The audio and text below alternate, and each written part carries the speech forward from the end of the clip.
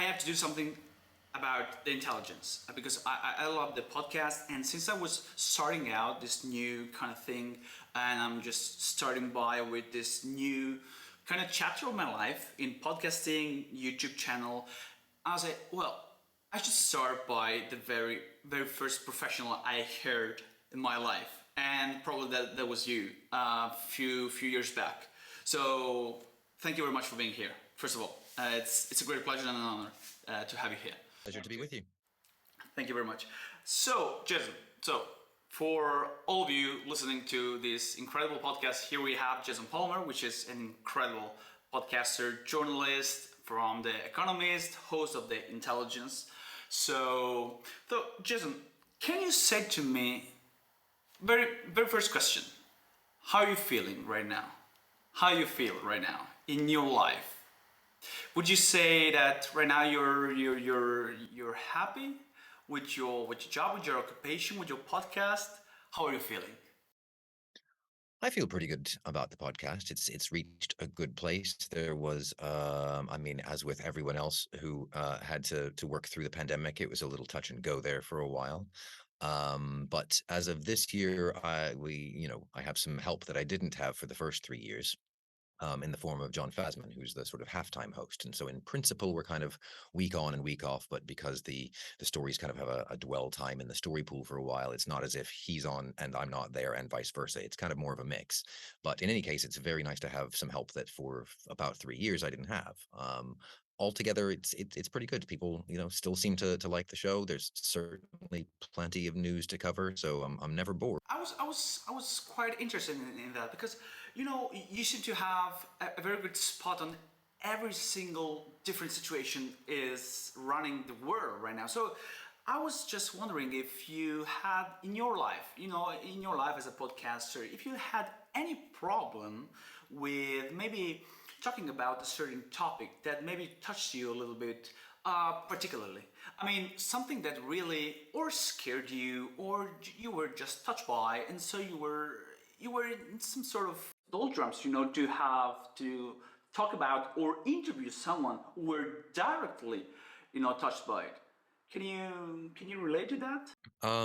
I can. I mean, this is in part a curse, I guess, of journalism is you have to cover lots of things that are extremely unpleasant. And in particular, if you're doing, for example, video journalism where you have to look at very visceral pictures of things and so on, it can be very affecting. I haven't had much experience on the sort of television side of things, much more audio and print, where you're at some remove, I suppose. But that's not to say that I haven't been touched by, troubled by stories that have come up. Um, One that springs to mind is we did a special show a while back on the Uyghurs in Xinjiang.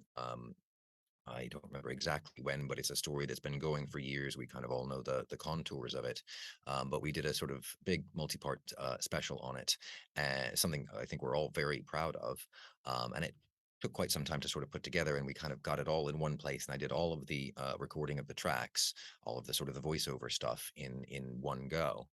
And it was pandemic time. I was essentially doing it alone, and I really did just have to take a pause and have a good long cry about it all, because we've been doing these stories at 7 minutes here and 6 minutes there and so on. You feel affected by it. You feel that you're covering the story, that you understand the horrors of the things that are going on, but kind of having it all there in sort of summary form, and then reading through what was very much intended to be an evocative, emotive piece.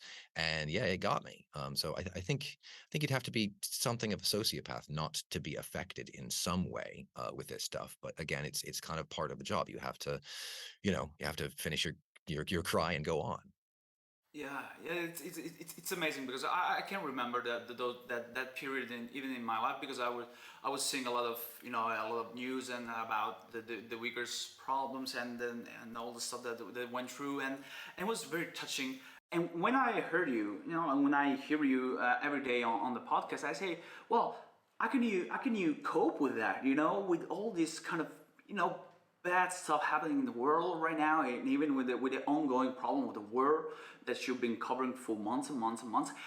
Well, There was one question that really popped out in my mind. Because you're a journalist, but you're also a man.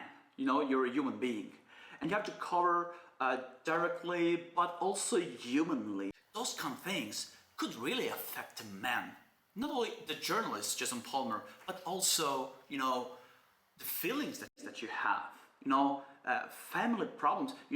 Just by engaging in that kind of feeling with for them, it's always something that I really can spot just even listening to you, because your voice is so compelling and so great just to hear you, and you can really relate the pain sometimes, but also you can relate even the different feelings that affect you in that moment. So I really appreciate just the way you can just give that kind of hint about the situation that is going on just because of your voice. That's an amazing part. For me, it was something very very moving even. And since we're talking about the intelligence, so your main podcast right now, and so you're part of one of the greatest organization, I would say, that covers a lot of news. So the Economist, right?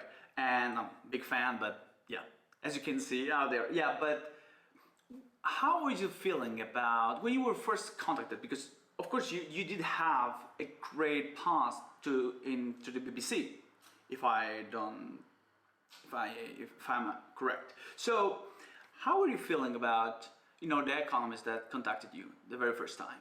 How are you feeling about that? Well, so I actually started for The Economist in 2014 as a science correspondent. My background is in science. I'm a trained scientist, and went on to do other things for them after a couple of years. But then basically the powers that be had the idea that we needed to have a daily podcast. We had been podcasting for a very long time, and a couple of well-established programs, but we didn't have the daily show that a lot of the legacy news operations did, and it was clear that we had the resources to do it, that we had a good platform on which to do it, a good brand on which to build it, and then that started a kind of something of an internal talent search, I guess, for who might be the host of that. And we went round and round, just trying to think of what kind of scope it might have and how long it might be, and whether it needed one host or two or what have you. And so at that stage, I have to say it was extremely daunting, right? It was the notion of doing a daily podcast. I mean, the truth of it is, it's always more work than you think it's going to be. Something I think you're probably going to find out for yourself in due course. And the easier, the breezier, the more easygoing it sounds, the more work it actually takes. It takes a lot of work to make something sound like it was absolutely effortless. And so in order to get that sort of high professional value, good production values, and to be on the news and so on, I was terrified that this would be that this might not work out to be an extremely sustainable project for us. But it was exciting, right? Because I ended up being wonderfully, for me, selected to be the host of it, and it seemed like, whether it succeeded or failed, it was going to be fun to try. So I was thrilled. It was quite amazing. I've been listening to you for months and months and months, and I can say that the intelligence is one of the most beautifully crafted podcasts I've ever heard. So thank you very much for. Very much to do with me, right? It's a big team of people, and it has to be in order to put out, We have to say we have to say there are a lot of people for making and crafting a very good podcast. I think there's gonna need some as you said, it's a daunting task, to carry out a lot of different stuff and different tasks at all one time. So it's I can say that, and I can spot it even right now when I'm first starting. It's so difficult to manage everything by yourself. It's quite, I don't know. It's complicated. It's not getting the full picture. It's way more than complicated.